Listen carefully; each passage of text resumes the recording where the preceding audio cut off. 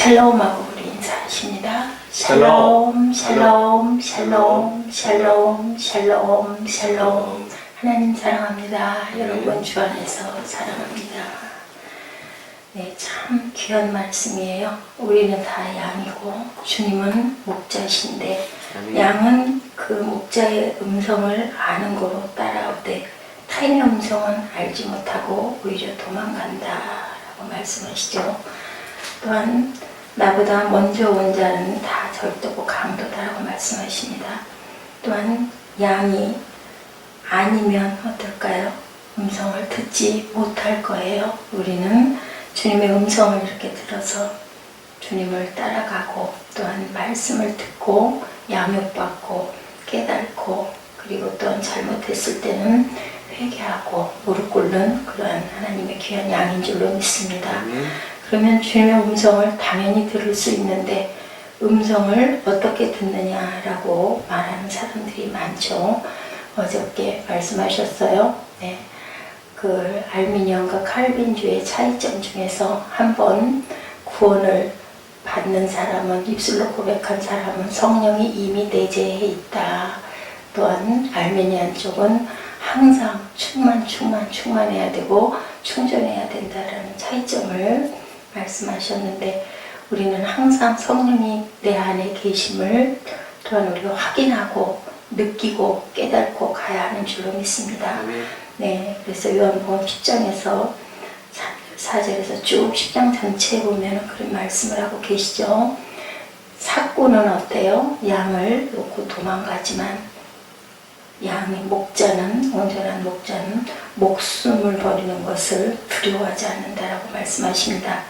네, 이사야 말씀 6.5절이죠. 그때 내가 말하되 나여 망하였도다 합니다. 왜냐하면 주님의 임재를 보고 나서 놀래서 이제는 내가 죄가 이렇게 많구나. 왜냐하면 주님을 만나면 어제도 우리 잠깐 말씀 나눴지만은 나의 죄가 환히 드러나 보이고 누가 모르지도 않으시는데 하나님은 그저 우리를 담담히 보고 계시기만 해도 우리는 죽을 수밖에 없죠. 그 죄를 죄인입니다라는 소리를 할 수도 없을 만큼 우리 스스로의 죄가 깨달아집니다. 그때 어떻게 했어요?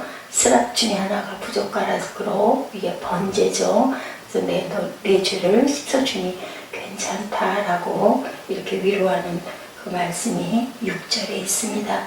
7절에 그것을 내 입술에 대며 이르되 보라 이것이 내 입에 닿았으니 내 악을 사하여졌고 내 죄가 사하여졌느니라.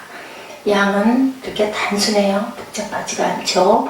그냥 너 죄 사해졌어. 그러면 다시 태어났어요. 이제 우리는 또 잘못했을 때 하나님 잘못했습니다.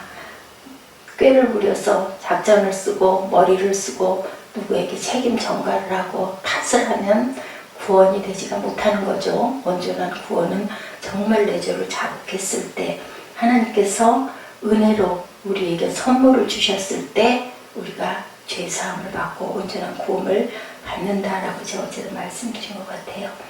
아버지와 자녀의 관계를 맺게 되면 어때요?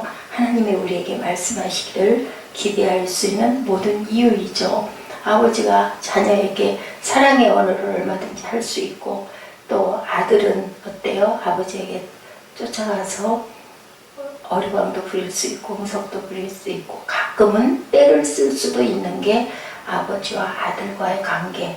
또한 벗은 어떤가요? 진정한 벗은 우리를 가자면 심리도 따라가지고 내 있는 것을 다 벗어줘도 아까워하지 않는 그런 관계가 진정한 벗이죠. 그냥 아는 사람이 아니라 주님은 우리와 이러기를 원하세요. 그래서 우리는 모든 특권을 갖고 있죠. 하나님께 달려갈 수도 있고 주님께 투정을 부릴 수도 있고 또한 뭘 좀 해달라고 할 수도 있는 게 우리들입니다. 예레미야 10장 23절에 야훼여 내가 알거니와 인생의 길이 자기에게 있지 아니하니 걸음을 지도함이 걷는 자에게 있지 아니하니이다. 이렇게 말씀하고 있는 걸 보니 우리가 걷는 것이 그 걸을 수 있는 모든 것까지도 내게 있는 게 아니라 오로지 주님께 있다라고 이렇게 고백하고 있습니다. 걷는 자에게 있지 않다. 우리는 하나님을 대신해서 싸워야 되는 게 아니라 하나님의 도구 노릇만 하는 거라는 것을 내가 가서 하려고 하는 게 아니라 내가 할 수 있는 건 아무것도 없습니다라고 고백할 때 비로소 하나님께서 일하시죠. 분명한 것은 우리가 우리를 향한 하나님의 계획을 알려면 그분의 목소리를 들을 수 있어야 하는데 사람의 걸음은 여호와께로 말미암는다. 잠언 20장 24절에도 증거하고 계십니다. 우리는 무엇이 우리에게 최선인지 알 수가 없고 측량할 수 없는 사랑뿐만 아니라 우리가 대화할 수 있는 놀라운 능력을 가진 분이 우리를 주관하고 계신다는 것은 정말 기쁜 일입니다. 그것을 우리가 알고 하나님께서 은혜로 주셨기 때문에 오늘도 다시 일어나 또한 함께 말씀을 나누는 줄로 믿습니다. 내가 또 주의 목소리를 들으니 주께서 이르시되 내가 누구를 보내면 누가 우리를 위하여 갈꼬 하시니 그때 내가 이르되 내가 여기 있나이다. 나를 보내소서 하였더니 이사야가 고백하죠. 예, 하나님께서 말씀하실 때 어떻게 말씀하셨어요? 너 거기 가 이렇게 말씀하지 않았어요.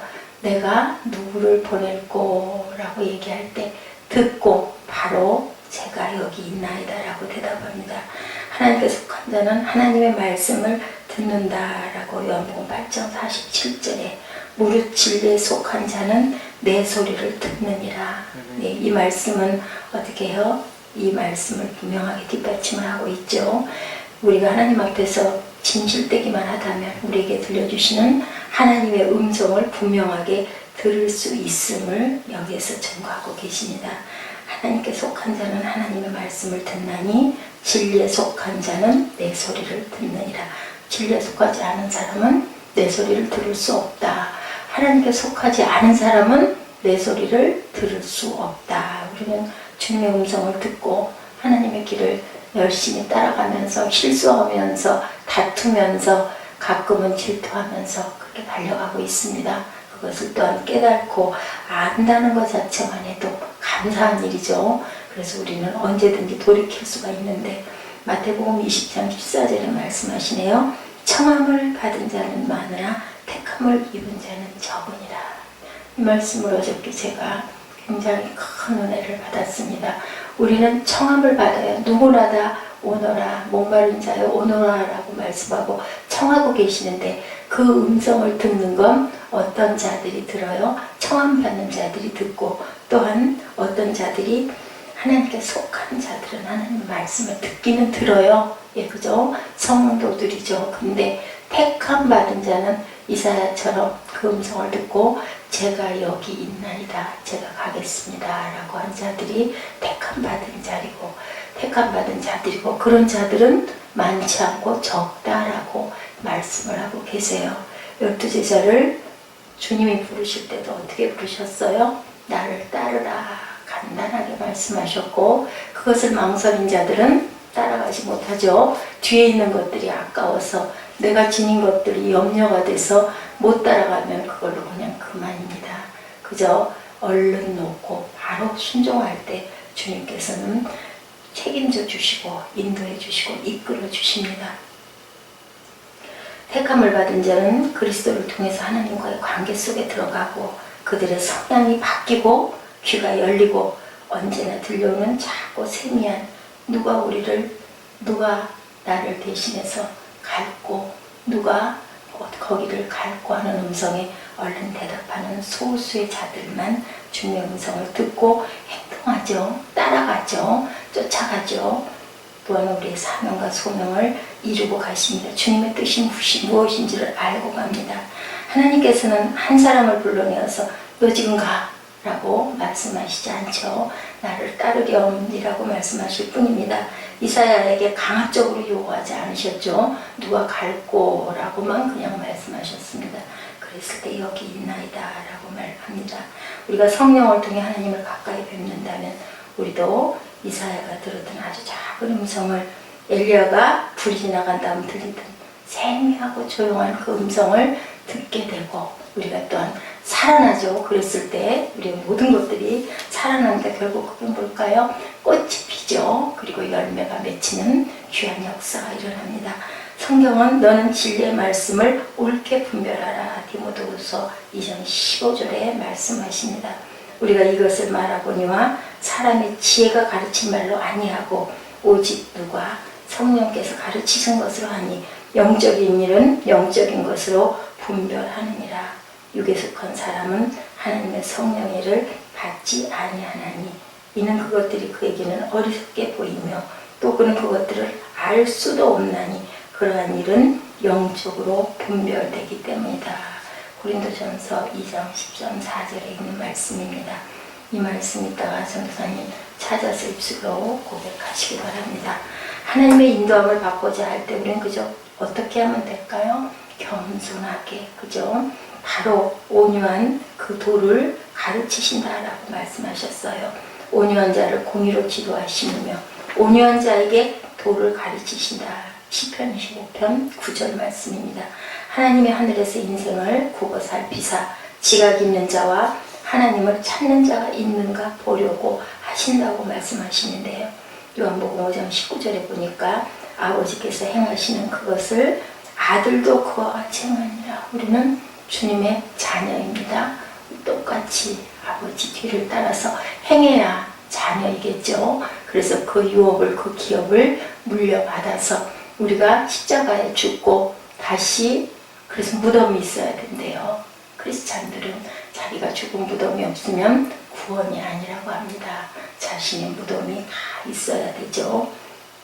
믿음은 하나님의 음성을 듣기 위한 두 번째 필수 요건이다. 겸손하게 믿고, 그죠? 신명기 33장 3절에 야훼께서 백성을 사랑하시나니 모든 성도가 그 수중에 있으며 주의 발 아래 앉아서 주의 말씀을 받는도다. 이 모습이 믿음이겠죠. 믿음은 어디에서? 들음에서. 들음은 그리스도의 말씀에서. 우리는 들은 말씀을 수천 번을 들어도 또 듣고 싶고, 그죠? 달고 오묘한 말씀입니다. 너희가 우편으로 치우치든지 좌편으로 치우치든지 내 뒤에서 말소리가 내 귀에 들려 이르기를 이것이 정한 길이니 너희는 이리로 행하라 할 것이며 이사야 30장 21절에도 말씀하고 계십니다.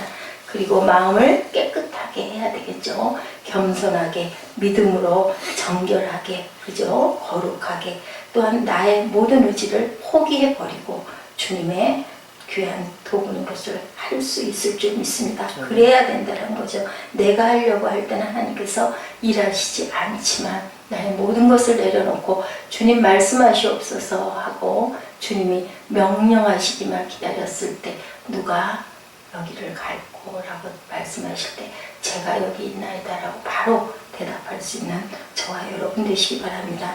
무엇이든지 말씀하실 수 있는 시간을 드려야 된다는 거예요. 어떻게? 하나님 앞에서 우리는 기다리면 됩니다. 암흑의 기간이 옵니다. 하나님이 우리를 구원하시고 부르신 다음에 그랬을 때 우리가 내가 하려고 요동했을 때 어떻게 됐어요? 하갈을 아브라함이 취하게 되고 거기서 이스마엘이 나와서 지금까지도 그저 분쟁에 그러한 전쟁에 그런 무서운 일들이 일어나고 있는 것. 그건 어떤 음성 속에서 그랬어요? 하나님의 음성, 내 음성, 사탄의 음성. 음성은 세 가지 음성이 있다고 합니다. 우리가 내가 하려고 했을 때, 내 음성대로 가려고 했을 때, 인간의 방법으로 가려고 했을 때 무엇 따라와요? 환난과 고난이 따라옵니다. 자기 마음을 믿는 자는 미련한 자요. 너는 마음을 다하여 야훼를 의뢰하고 내 명체를 의지하지 말라. 너는 범사에 그를 인정하라. 그리하면 내 길을 지도하시리라. 잠언에서 말씀하고 계세요. 이렇게 야훼께서 너는 나가서 야훼 앞에서 산에 서라 하시더니 누구에게 그렇게 얘기했어요? 엘리야에게 그랬죠. 또 지진 후에 불이 있으나 불 가운데 야훼께서 계시지 아니하더니 불 위에 세미한 소리가 있는지라. 우리는 그 세미한 소리까지 기다려야 되는데 불 가운데서도 물 가운데서도 풍랑 속에도 바람 속에도 전혀 안 계시면 어떻게 할까요? 보통들은 그냥 뭐가 계셔 나오시기나 뭘 나오셔 하고 그냥 떠나버리지만 끝까지 오래 참고 기다렸을 때 하나님께서 세미한 음성으로 어찌하여 넌 그러고 있느냐라고 부르시죠. 우리가 내 양은 내 음성을 들으며 나는 그들을 알며 그들은 나를 따르니라. 내가 그들에게 무엇을 주셔요? 선물로 영생을 주노니라고 본문에 말씀하고 계세요. 영원히 멸망하지 아니할 것이요 그들을 내 손에서 빼앗을 자가 없느니라고 이렇게 말씀하십니다. 우리는 그 영생의 문에 들어서서 열심히 주님의 나라를 세워가지고 함께 가자고. 크리스찬의 다른 점은 나만 구원받는 게 아니라 우리 같이 갑시다 하는 관계가 구원받는 것인 줄로 믿습니다. 네, 고린도전서 2장 13, 14절 입술로 고백해 주시고 기도하는 시간 갖도록 하십니다.